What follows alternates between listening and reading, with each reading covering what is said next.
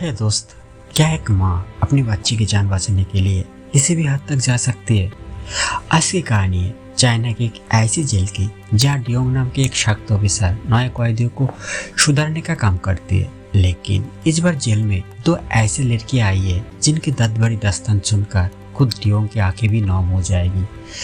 Jail की दीवारों के पीछे डियोंग ने नए कैदियों को उनके सेल अलॉट कर रही थी। सबसे पहले वो एक ऐसी औरत को डांटती है जो बच्चों की तस्करी करती थी। तभी उसकी नजर पड़ती है माओ पर।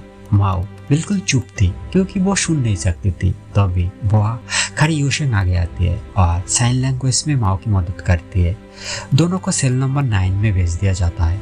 लेकिन जेल की जिंदगी इतनी आसान नहीं थी। बोआ की कैप्टन हॉपिंग काफी गुस्से वाली थी।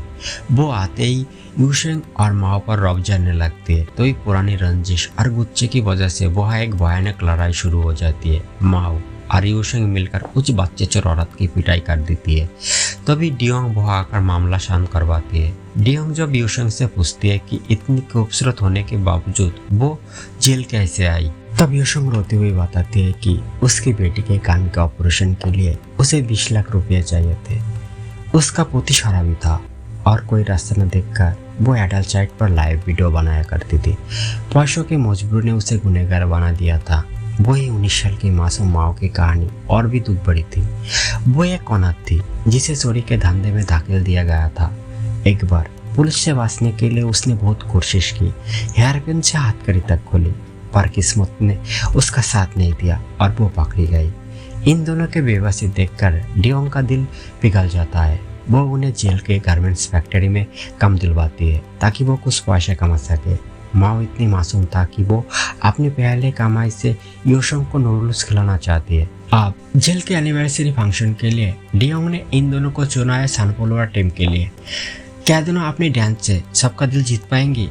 लेकिन दोस्तों, तकलीफ अभी खत्म नहीं हुई थी। हुपिंग ने तना मारा कि माओ बह रही है, वो वाला म्यूजिक पर डांस कैसे करेगी? पर यूशेंग ने हार नहीं मानी। उसने साइन लैंग्वेज में माओ को ऐसे सिखाया कि देखने वाला देखते ही रह गया। टिसान ने उनकी मेहनत देखकर उन्हें फ्रंट रो में जगह दे दी। एक दिन प्रैक्टिस के वक्त यूशेंग बेहोश होकर गिर जाती है। वो कहती है उसका शुगर लो है और उसे एक कैंडी चाहिए। लेकिन सच तो यह था कि यूशेंग ने बेहोश होने का नाटक किया था ताकि वो चोरी छुपे कैंडी ला सके, क्योंकि माओ ने कहा था उसे कैंडी खानी है। जब रात को यूशेंग ने वो कैंडी माओ को दी तो माओ की खुशी का ठिकाना नहीं रहा।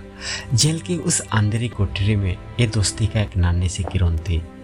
आखिरकार फंक्शन का दिन आ गया। स्टेज पर सब तैयार थे, पर तभी यूशेंग की नजर ऑडियंस में बैठे एक बच्चे पर पड़ती है। उसे अपनी बेटी का याद आ जाती है और वो बाथरूम में जाकर रोने लगती है। होपिंग वहाँ आकर फिर से बदतमीजी करती है, जिस पर गुस्से में माँ उसका गला दबा देती है। डियोंग बीच बचाव तो करती है, पर सजा के तौर पर तीनों को अलग अलग छोटी सी सेल में बंद कर दिया जाता है। वही बाहर ऑफिसर डियोंग ने एक बड़ा कदम उठाया। वो एक बस्ती में गई और यूशेंग के शराबी पति को ढूंढ निकाला। उसने झूठ बोला था कि बेटी खो गई है, पर जब पुलिस ने धमकी दी तो सच बाहर आया। उसने अपनी बेटी को एक अनाथ आश्रम के बाहर छोड़ दिया था। डियोंग बहुत जाती है और बच्ची को सही सलामत देखकर सुकून की सांस लेती है। जब वो जेल लौटती है तो यूशेंग को एक जिम्मेदार माँ बनने की नसीहत देती है, पर उससे सच छुपा लेती है ताकि वो जेल में टूट न जाए। वक्त गुजर गया और 2 साल बाद दोनों की रिहाई का दिन आ गया।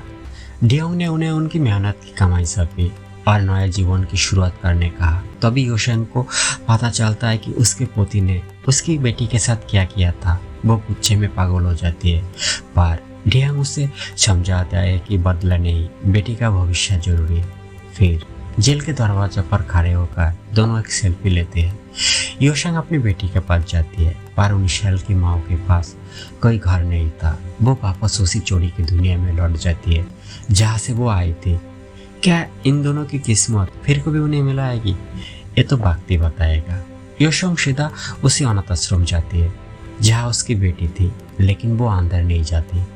वो दूर से ही अपनी बेटी को देखती है और आंसू पोंछकर वहाँ से चले जाती है, क्योंकि वो चाहती थी कि जब वो अपनी बेटी के सामने जाए तो एक कामयाब माँ बन के जाए। वही दूसरी तरफ माँ अब चोरी की दुनिया में वापस नहीं जाना चाहती थी।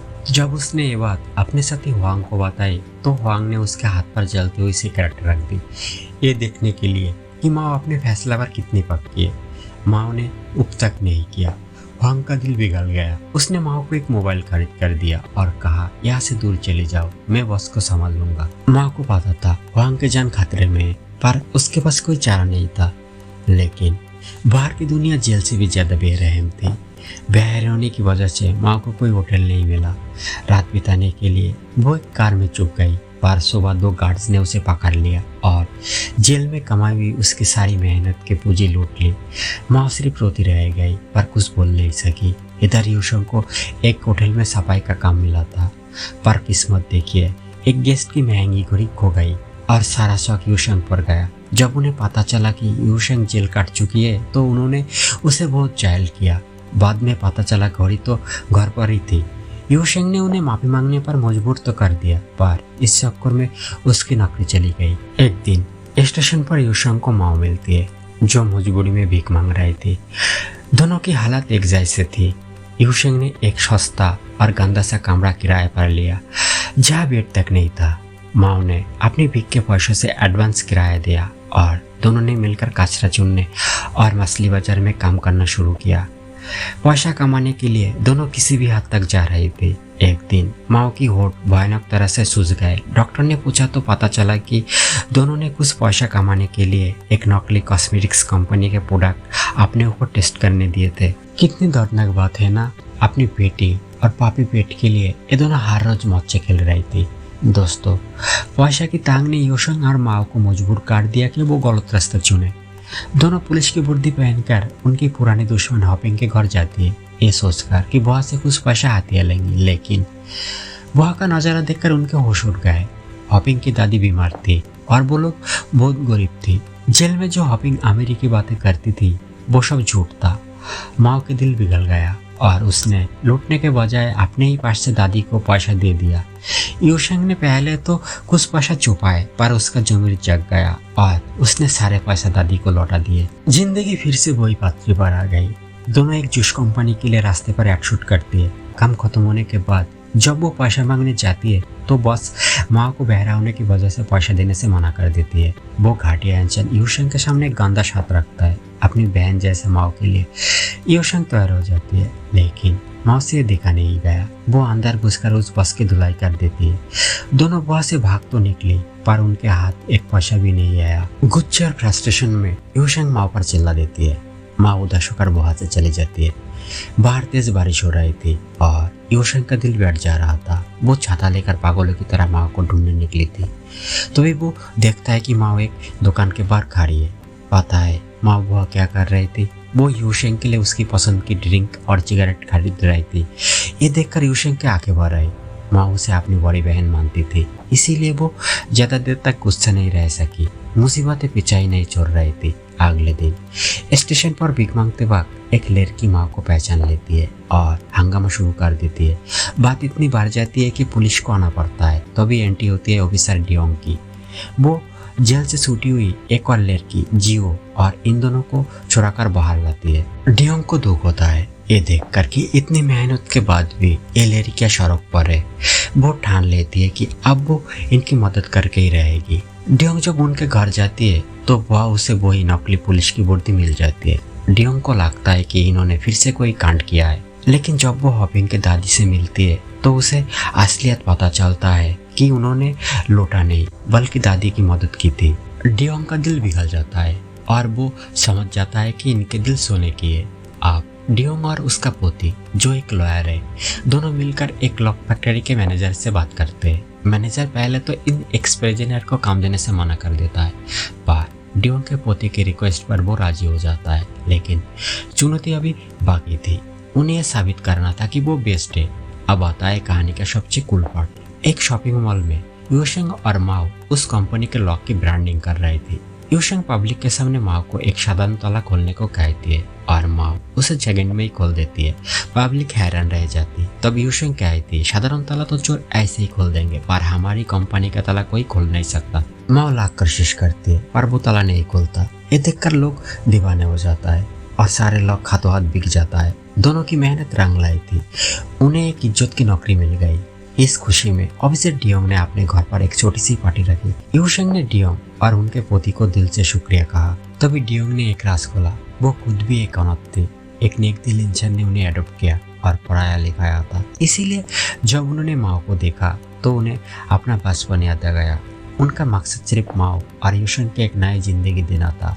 एक महीने बाद जब वो सैलरी लेने गई तब मैनेजर उन्हें एक धमाकेदार ऑफर दिया। उनके लॉक बेचने का तरीका से कंपनी को बहुत मुनाफा हुआ था। अब मैनेजर चाहता है कि वो सोशल मीडिया के लिए एक वीडियोस बनाए। इस काम के लिए उन्हें बहुत सारे पैसा मिलने वाले थे। यूशेंग बहुत खुश थी क्योंकि वो अब जल्दी अपनी बेटी को वापस ला सकती थी। लेकिन दोस्तों, कहानी में एक नया ट्विस्ट आया। माँ ने साफ मना कर दिया कि वो कैमरे के सामने नहीं आएगी। उसे कैमरे से डर लगता है। यूशेंग ने उसे समझाने की कोशिश की, माँ पैसा की अहमियत तुम्हें नहीं होगा पर मुझे है। मेरी बेटी अनाथ आश्रम में नहीं रह सकती। माँ ने अपनी सारी सैलरी के पैसा यूशेंग को दे दिया पर वीडियो बनाने को राजी नहीं हुई। गुस्से में यूशेंग ने माँ को बहुत बुरा वाला कह दिया। माँ का दिल टूट गया और वो रोती हुई घर चढ़कर चली गई। दोस्तों, एक माँ के लिए उससे बड़ी सजा क्या होगी कि वो अपनी ही बच्ची को अपनी आंखों के सामने किसी और को सौंप दे। यूशेंग जब आश्रम गए तो पता चला कि एक अमीर कपल ने उसकी बेटी को अडॉप्ट कर लिया है और वो उसे विदेश ले जाना चाहता है। आश्रम के मालिक ने कहा, यूशेंग अगर तुम अपनी बेटी का भला चाहती हो तो उसे जाने दो। यूशेंग टूट चुकी थी। वो रोती हुई एक ऊंची टावर पर चढ़ गई, शायद अपनी जिंदगी खत्म करने के लिए। तो भी नीचे से माँ ने उसे देखा। उसे लगा यूशेंग कूदने वाली है। माँ ने पागलों की तरह चिल्लाना शुरू किया और तभी वो हुआ जो किसी ने नहीं सोचा था। 19 साल तक खामोश रहने वाली माँ के मुंह से एक जोर की चीख निकली। वो चिल्लाई और यूशेंग को नीचे बुलाया। यूशेंग हैरान थी। माँ तो बहरी और गूंगी थी। फिर ये चमत्कार कैसे हुआ? जब यूशेंग नीचे आई तो माँ ने जो बताया ये सुनकर आपके रोंगटे खड़े हो जाएगा। माँ को भी गूंगा नहीं थी। बचपन से उसके बॉस ने उसे झूठ बोलना सिखाया था क्योंकि गूंगे चोरे को सजा कम मिलती है। अगर माँ को भी बोलने की कोशिश करती है तो वो जल्लाद बॉस उनके मुंह में उगलते हुआ पानी डाल देता था। इस डर की वजह से बचपन से माँ बोलना भूल गई थी। ये दर्दनाक दास्तान सुनकर यूशेंग ने उसे गले से लगा लिया। दोनों का दर्द एक था, दोनों का लड़ाई एक थी। यूशेंग अपनी दास्तान सुनाती है कि कैसे उसकी बेटी ने एक बार बिल्कुल माँ की तरह ही चिल्लाकर उसकी जान बचाई थी। माँ का दिल पिघल जाता है और वो यूशेंग के खातिर वीडियो शूट करने को राजी हो जाती है। दोनों मिलकर लॉक्स का एक वीडियो सोशल मीडिया पर डालते हैं जो वायरल हो जाता है। उन्हें लगता है उनकी जिंदगी बदल गई है पर असली तूफान तो अभी आना बाकी था। वो वायरल वीडियो माँ के उसी पुराने जल्लाद बॉस तक पहुंच जाता है। बॉस को पता चलता है कि हुआंग ने उसे झूठ बोला था कि माँ अभी भी जेल में है। गुस्से में बस हुआंग को इतना मारता है कि वो लहूलुहान हो जाता है। तभी रास्ते पर माँ की नजर हुआंग पर पड़ती है। हुआंग रोती हुई कहती है, तुम गए क्यों नहीं? बॉस ने तुम्हें देख लिया है। माँ के पैरों तले जमीन खिसक जाती है। वो कहती है, इसीलिए मैं वीडियो नहीं बनाना चाहती थी। अब मुझे उस नरक में वापस जाना होगा वरना ये लोग हुआंग को मार देंगे। माँ हमेशा के लिए यूशेंग का साथ छोड़कर चली जाती है। यूशेंग खुद को कोसने लगती है कि उसकी वजह से माँ फिर से नरक में चली गई। डियोंग बताता है कि उस बॉस के खिलाफ कोई सबूत नहीं है, इसीलिए कानून कुछ नहीं कर सकता। लेकिन यूशेंग हार मानने वालों से नहीं थी। उसने ठान लिया कि वो अपनी बहन जैसा माँ को उस नरक से निकल कर ही रहेगी। यूशेंग अपने दोस्त जियो की मदद से माँ को ढूंढने निकल पड़ती है। बहुत भटकने के बाद उन्हें एक अजीब ठिकाना मिलती है, एक फ्यूनरल होम। हाँ दोस्त, मौत के इस घर के पीछे वो बूढ़ा बॉस अपने चोरी डकाती का कालो कारोबार चला रहा था। यूशेंग अपनी जान की परवाह किए बिना उस नरक यानी फ्यूनरल होम पहुंच जाता है। वो बॉस के सामने अपनी सारी मेहनत की कमाई रख देती है और कहती है, ये सारे पैसे रख लो और माँ को छोड़ दो। वो घटिया इंसान हंसते हुए कहता है, माँ जाना चाहती है तो जाए, पर हमारे एक पुराना नियम है, अगर कोई इस सिंडिकेट को छोड़ता है तो उसका हाथ तोड़ दिया जाता है। और देखते ही देखते उस जल्लाद ने एक बड़ी पत्थर से माओ के हाथ पर वार किया।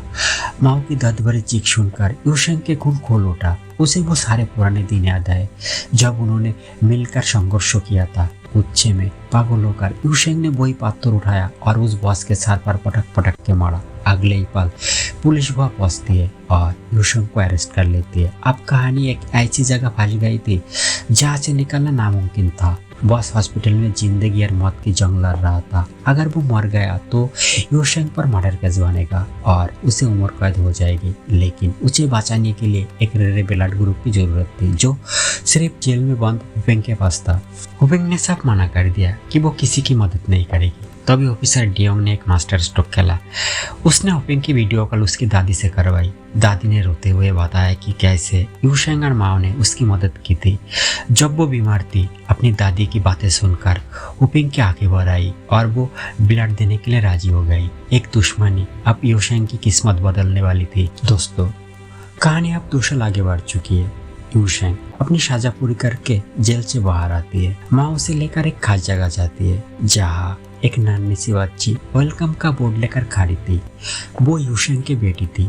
माओ ने पुलिस की मदद की थी उस सिंडिकेट को खत्म करने में, जिसके बदले उसे इनाम की रकम मिली। उन्हीं पैसों से माओ ने यूशेंग की बेटी को आश्रम से छुड़ा लिया और उसके कान की ऑपरेशन भी करवा दिया। यूशेंग अपनी बेटी को गाले लगाकर रोने लगती है। फिर वो दोनों गैरेज के अंदर आती है जहाँ हुपेंग मिलती है। यूशेंग उसे खून देकर जान बचाने के लिए शुक्रिया कहती है। तभी वो ऑफिसर डियोंग और जियो भी आ जाती है। अब इन सब ने मिलकर एक गैरेज चलाता है ताकि ये लोग इज्जत की रोटी कमा सके और कभी किसी गलत रास्ते पर ना जाए। कहानी के अंत में ये सब अपने पुरानी गुनाहों की माफी मांगते हैं और एक उज्जवल भविष्य की दुआ करते हैं। ये कहानी हमें बताता है कि चाहे हालात कितने भी बुरे क्यों ना हो, अगर इरादा नेक हो तो जिंदगी एक नया मौका जरूर देती है। दोस्तों, अगर आपको माओ और यूशेंग की ये दोस्ती पसंद आई हो तो इस वीडियो को एक लाइक जरूर करें और ऐसे ही एक्साइटिंग मूवी एक्सप्लेनेशन के लिए हमारे चैनल को सब्सक्राइब करना ना भूलें। मिलते हैं अगले वीडियो में, तब तक के लिए अलविदा।